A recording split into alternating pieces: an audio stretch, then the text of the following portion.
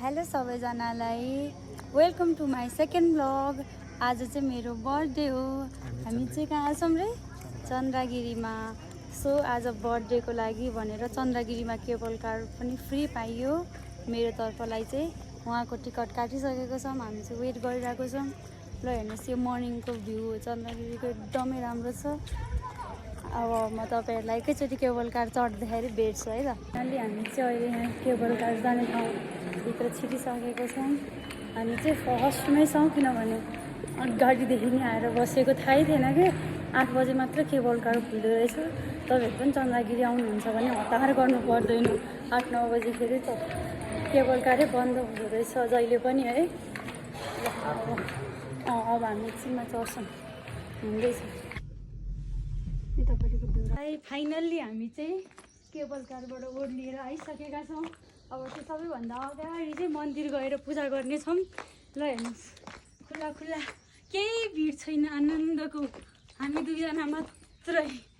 ल अब एकछिन तपाईँहरू चाहिँ आउनुभयो भने यसरी तालचा चाबी बोकेर आउनु होला। आफूले केही विस लेखेर चाहिँ तपाईँहरूले यहाँनिर टाँसिदिनु भयो भने त्यो विस चाहिँ पुरा हुन्छ भन्ने मान्यता चाहिँ यहाँनिर रहेछ। हामीलाई त थाहा थिएन है। सबैतिर हेर्नु यहाँ तालचा चाबी लगाउँदै मान्छेहरूले भिजा ग्रान्टेड भओस्, सुख शान्ति भओस् भनेर के आफ्नो सबै विसहरू लेख्नु हुँदो रहेछ।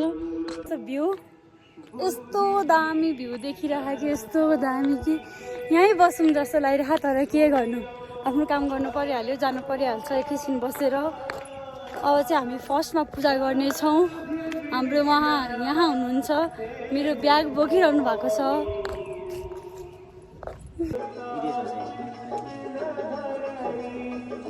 सबैजनालाई हामीले चाहिँ अहिले पूजा गरेर सकेर सबै सकाएर फोटो सिट पनि सकाइसकेको छौँ। अहिले चाहिँ हामी यहाँनिर भ्यू हेर्दैछौँ। हेर्नु कस्तो दामी भ्यू देख्यो कि, यस्तो दामी बादल, यहाँ अगाडि बादल, यहाँ घाम लागिरहेको, एकदमै राम्रो छ है।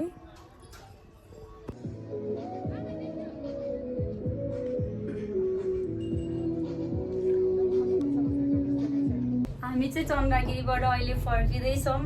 यता हामी चाहिँ केबल कार चढिसकेको छौँ फर्किनलाई। मौसम हेर्नु न, यहाँ सबै धुम्म परेको, भ्याली केही राम्रोसँग देखेन, बादल चाहिँ एकदमै राम्रो देख्यो माथि। अहिले हामीले काठमाडौँ भ्यालीको भ्यू चाहिँ हेर्न पाएनौँ। अहिले चाहिँ हामी यहाँ केबल कारमा छौँ। उहाँ हेलो उहाँ हुनुहुन्छ अनि म छु। केबल कारमा हामी दुईजना मात्रै छौँ।